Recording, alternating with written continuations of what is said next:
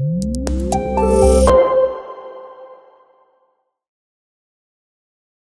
Friends, मैं हूँ सारंग और आप देख रहे हैं बाम्बू फार्म इन्वेस्टमेंट्स।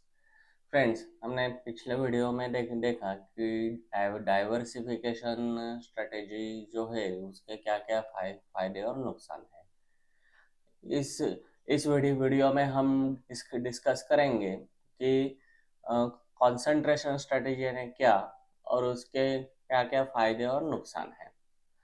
तो सबसे पहले बात करते हैं कि कंसंट्रेशन इन्वेस्टमेंट स्ट्रेटेजी यानी क्या। तो ये स्ट्रेटेजी जैसे कि बताती है कंसंट्रेटेड अप्रोच। ये अप्रोच ऐसा होता है कि नॉर्मली जो है वो इन्वेस्टर कम स्टॉक्स में इन्वेस्ट करता है। जैसे कि फॉर एन एग्जांपल लिया जाए तो 7 से 8 स्टॉक्स या फिर 1 से 2 म्यूचुअल फंड स्कीम्स। तो ये अप्रोच नॉर्मली कंसंट्रेशन कहा जाता है। और जैसे कि हम देखते हैं कि इसमें अलोकेशन ये कम स्टॉक्स में किया जाता है, तो एक एवरेज अलोकेशन ये पर स्टॉक्स ये 8 से 12% का होता है। ये जो स्ट्रेटेजी है ये स्ट्रेटेजी इस चीज़ पे विश्वास रखती है कि आपके जो अलोकेशन है वो कम से कम स्टॉक में जाए, जिससे कि अगर अपसाइड आए तो अपसाइड का फायदा आप आधा से ज़्यादा ले सके। तो इसके क्या क्या क्या फायदे और नुकसान है, ये हम इस वीडियो में देखेंगे। तो पहले देखते हैं कंसंट्रेशन अप्रोच के फायदे क्या क्या क्या है। तो सबसे पहला फायदा ऑब्वियस है कि हायर रिटर्न्स। कि कंसंट्रेशन अप्रोच में जैसे कि हम जानते हैं कि हम कम स्टॉक में ये ज़्यादा अलोकेट करते हैं। तो उसकी वजह से होता ये है कि हम जो अलोकेशन करते हैं वो केयरफुली चोजन ऐसे स्टॉक में करते हैं। तो उससे फायदा ये मिलता है कि जब ये स्टॉक जो ऊपर जाते हैं तब ओवरऑल आपके पोर्टफोलियो पे पॉजिटिव ऐसा इम्पैक्ट हमें देखने को मिलता है। कॉन्सेंट्रेटेड पोर्टफोलियो का और एक फायदा ये है कि आपका पोर्टफोलियो मैनेजमेंट ये सिंप्लीफाइड होता है। कि कॉन्सेंट्रेटेड पोर्टफोलियो में कम स्टॉक होने की वजह से आपको पोर्टफोलियो मैनेजमेंट के लिए ज़्यादा एनर्जी ये वेस्ट नहीं करनी पड़ती है। और उसकी वजह से आपका जो समय है वो समय ये रिसर्च रिलेटेड एक्टिविटीज़ या फिर एनालिसिस रिलेटेड एक्टिविटीज इनके लिए मिलता है। कंसंट्रेशन अप्रोच का और एक फायदा ये है कि आपको आपके पोर्टफोलियो की अच्छे से समझ आती है, बेटर अंडरस्टैंडिंग। तो उसकी वजह से होता ये है कि आप आपके डिसीजन मेकिंग जो है वो डिसीजन मेकिंग है इन्फॉर्म्ड डिसीजन मेकिंग होती है। और उसकी वजह से जो है आपके डिसीजन ये ओवरऑल आपके रिटर्न्स पे पॉजिटिव इम्पैक्ट डालते हैं। ये हो गए कंसंट्रेशन के फायदे। लेकिन जैसे ही फायदे हैं वैसे नुकसान भी है इस अप्रोच में, वो हम देखेंगे।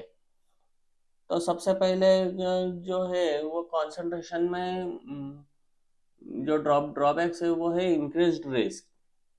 कि कंसंट्रेशन पोर्टफोलियो या नॉर्मली हाई रिस्क स्ट्रेटेजी कही जाती है, जिसमें कि आप बहुत कम स्टॉक में ये ज़्यादा अलोकेट करते हैं। तो अगर डाउन साइड आई तो आपका पोर्टफोलियो ये सीवियरली इम्पैक्ट होता है। फॉर एन एग्जांपल, अगर आपके पोर्टफोलियो में सात ही स्टॉक है तो एक एवरेज अलोकेशन आपका 14% होता है। तो ये इस अलोकेशन में अगर एक आध स्टॉक में नेगेटिव न्यूज आई और वो स्टॉक अगर 20% और सर्किट पे अगर बंद हुआ तो आपका सिंगल डे पोर्टफोलियो जो है वो सिंगल डे में 3% का डाउनसाइड इम्पैक्ट इस स्ट्रैटेजी में देखा जाएगा। तो ये एक बहुत बड़ा ड्रॉबैक का पॉइंट इस स्ट्रैटेजी का है कि जिस इसमें आपकी रिस्क है और ज़्यादा बढ़ती है।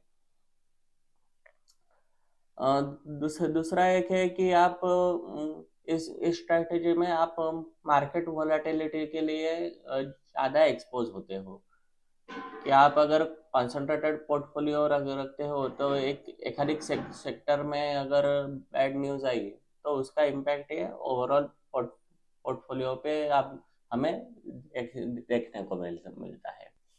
अगला जो पॉइंट है कि इसमें पोर्टफोलियो अप्रोच में ये डाइवर्सिटी की कमी देखी गई है कि आप 5 7 8 स्टॉक में इन्वेस्ट करते हो तो इसमें ओवरऑल मार्केट का रिफ्लेक्शन ही नहीं दिखाई देता।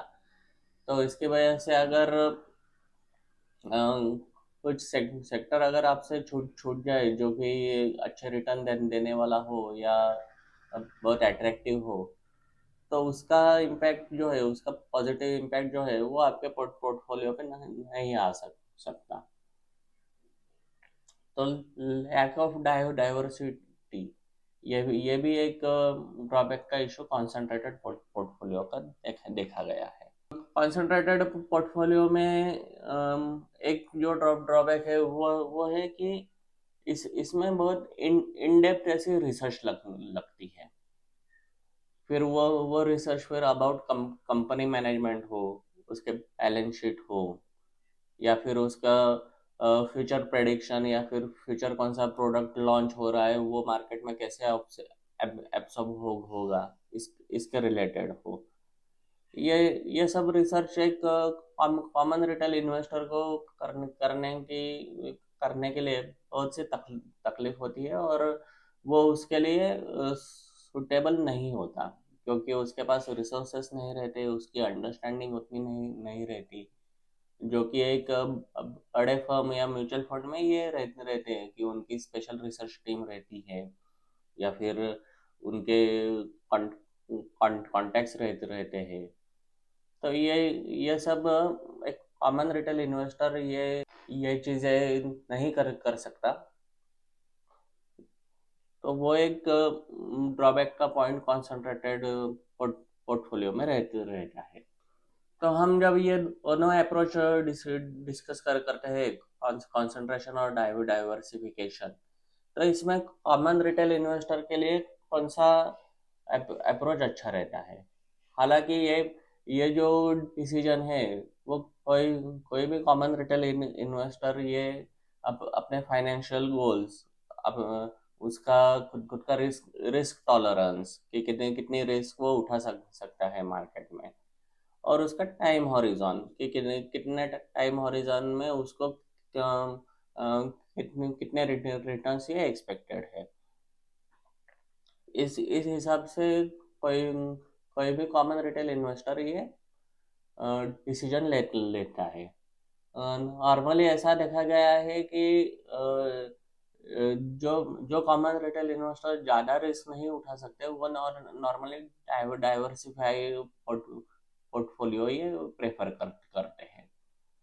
तो उसकी वजह से जो है कि अगर कोई नेगेटिव न्यूज़ आई तो उसका इम्पैक्ट जो है वो पोर्टफोलियो पे एवरेज एवरेज के हिसाब से रहता है।